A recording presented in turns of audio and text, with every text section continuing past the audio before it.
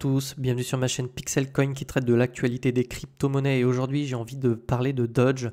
Doge va-t-il venir s'affranchir de son nouveau sommet à 1$ ou va-t-il au contraire consolider, corriger?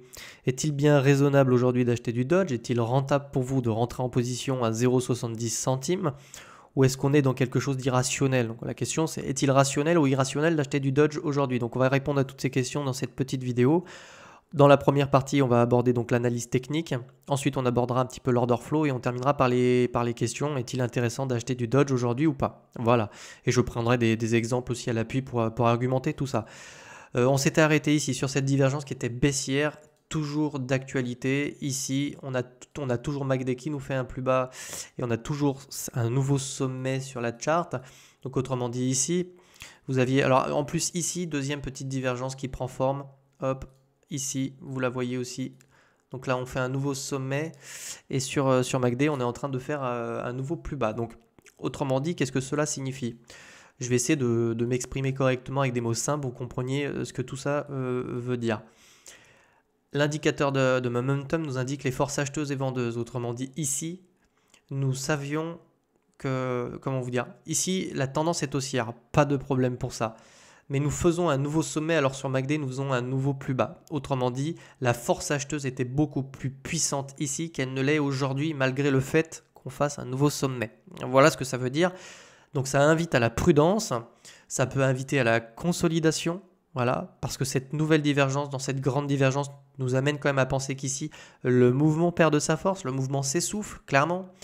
Attention ici, nous sommes toujours aussi dans un état de stupidité de surachat. Nous pouvons toujours entrer dans un état d'enfoncement. Donc ici, clairement, on est dans un marché qui est parabolique pour Doge. Doge est clairement dans une phase qui est parabolique. Dans les phases paraboliques, on aime bien trouver des sommets dans des phases complètement ascendantes et verticales. Donc même si nous consolidons aujourd'hui, Doge peut aller chercher un nouveau sommet. Il peut essayer d'aller chercher les 1$. Je n'ai pas de problème pour ça. D'accord ?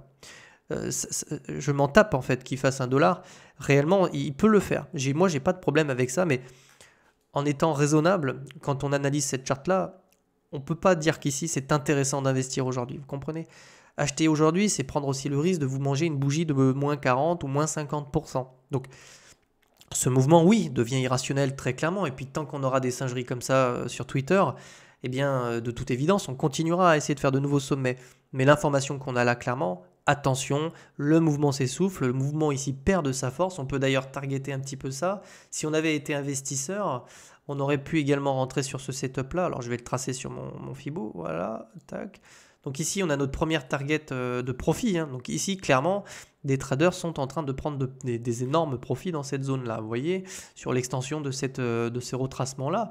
Et également, on peut aussi tracer notre setup un peu AB égale CD. Donc si je trace ça, hop, et que je viens le cloner pour le mettre ainsi, ici, voilà, vous tombez également dans cette zone-là, sur ces niveaux-là. Donc ici, c'est une zone de profit.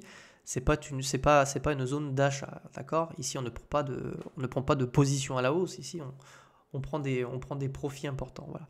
Donc c'était important d'en parler. Est-ce que je peux donc voilà, Willy toujours en état de stupidité. Et tant qu'il le restera, on essaiera d'aller chercher des nouveaux sommets. Mais attention, pour le moment, ça invite quand même à la consolidation. Cette nouvelle divergence vient quand même confirmer cette hypothèse-là. De toute façon, c'est sous nos yeux. Voilà. Je vais faire un petit peu d'order flow. Donc sur l'order flow, qui n'est pas l'analyse du prix, mais l'analyse des liquidités, ici, vous voyez, ici, on a eu pas mal d'intérêts qui se sont ouverts. Donc autrement dit, des gens ont pris des positions en long et en short. C'était du short. Majoritairement, ici, c'est du short. Donc c'est pour ça qu'ici, on a eu ce mouvement. En fait, on est venu chercher ce nouveau plus haut malgré le momentum qui s'affaiblit. Voilà. Donc c'est vraiment parce qu'on a eu des positions en short. On continue d'en avoir un petit peu ici. Je vais passer en 1 heure pour voir un petit peu ce qui se passe sur court terme. D'accord, donc ici ça short. Ok, donc là on a liquidé les longues. D'accord, ici ça short. Ok, très bien. Bon, donc on va surveiller ça de près. On pourrait essayer de revenir tester les 74 centimes incessamment sous peu. Mais attention ici, vous voyez, ça fait très très longtemps qu'on n'a pas eu de grosses liquidations acheteuses. On les avait eu ici. Voilà. On les a pas eu tellement ici, hein, très très peu. Donc attention, ici on pourrait retrouver de la volatilité sur Dodge pour aller liquider soit des longues, soit des bulls. Mais là, sur un mouvement complètement parabolique, tôt ou tard, on viendra liquider les longues de toute façon. Voilà. Pour l'instant, ça short. Bon. Attention, prudence donc. On a des divergences qui sont confirmées. Pour la plupart, on a celle-ci qui est en cours, ici la petite qui est là. Donc on va être prudent sur Dodge. Évidemment, je ne dis pas qu'il ne peut pas aller à 1$, mais tout ici invite à la prudence et surtout à commencer à prendre des profits en fait. Hein. Ici, j'en vois beaucoup prendre des positions à l'achat ici. Mais dites-vous qu'en fait, les gars qui ont acheté ici, là, sont en train de prendre des profits en ce moment en fait. Et ici, quand vous prenez des positions à l'achat, bah dites-vous que certains sont en train de prendre des profits à la vente. D'autant plus qu'ici, vous voyez, on va aller voir CoinMarketCap. Certains imaginent, je l'ai vu, des Dodge par exemple à 10$. Mais si on se met sur CoinMarketCap ici, on voit que le Dodge, eh bien, c'est déjà 90 milliards de capitalisation. Je ne sais pas si vous vous rendez compte. Hein. C'est le 10e de Bitcoin. C'est énorme quasiment. Hein. On a un supply qui est exceptionnel, il est immense, c'est un énorme supply, on en a plus que XRP, donc imaginez-vous que Dodge fait 70 centimes, n'imaginez pas voir un jour Dodge à 10$ en fait, enfin là ce serait impensable d'avoir un Dodge à 10$, je vous le dis tout de suite, si vous imaginez un Dodge à 10$, vous aurez du mal à l'avoir, en tout cas je le pense. On arrivera certainement péniblement à faire $1 ou plus, et ce sera déjà exceptionnel. Mais là, le supply a une importance énorme dans le prix du token. Hein. Plus votre supply est important et moins le prix sera important. Donc ici, le potentiel de hausse, il est déjà en partie bien entamé en fait sur Dodge, d'accord?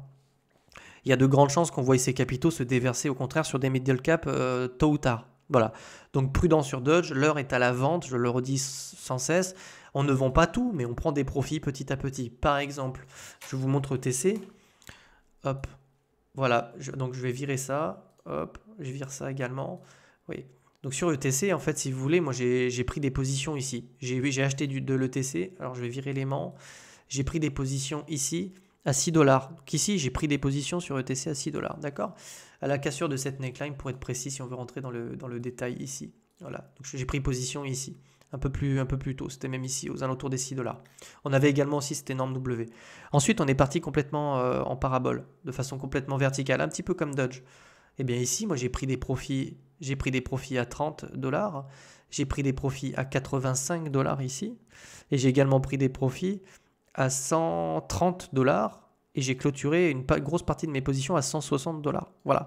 Et ici, en fait, sur ce gros rallye haussier, j'ai acheté à 6$, et j'ai revendu partiellement jusqu'à 165$. Voilà, donc ça fait du x20, et c'est ça qui est intéressant, c'est d'acheter des choses qui sont horizontales pour les revendre sur la verticalité. Et là sur Dodge, eh bien sur Dodge, ça reviendrait à acheter de l'ETC en fait ici, vous voyez ce que je veux dire? Donc c'est dommage parce que vous avez encore sur le marché énormément de tokens qui sont dans cette configuration-là, où potentiellement vous pouvez faire du x20, x30, x150. Et là sur Dodge, vous pouvez même pas espérer un x2 long terme en fait, vous voyez ce que je veux dire? Donc attention, il y a beaucoup plus intéressant ailleurs que des tokens qui sont en phase parabolique, clairement dans une bulle, et qui peuvent tôt ou tard avoir des mouvements qui peuvent retracer de 40, 50, 70%. Ça peut faire peur, ça peut paraître absurde, et pourtant vous verrez, ça finira par arriver, d'accord? Voilà, je vais m'arrêter là. Si ça vous plaît, si les vidéos vous plaisent, évidemment, bah, vous pouvez vous abonner, hein, comme ça vous les aurez quotidiennement. Un petit pouce, un petit commentaire. Posez vos questions aussi dans les commentaires si vous en avez. J'essaierai d'y répondre du mieux que je peux. Je vais vous souhaiter une belle journée et un très bon week-end. On se retrouve dans d'autres vidéos. Bye bye.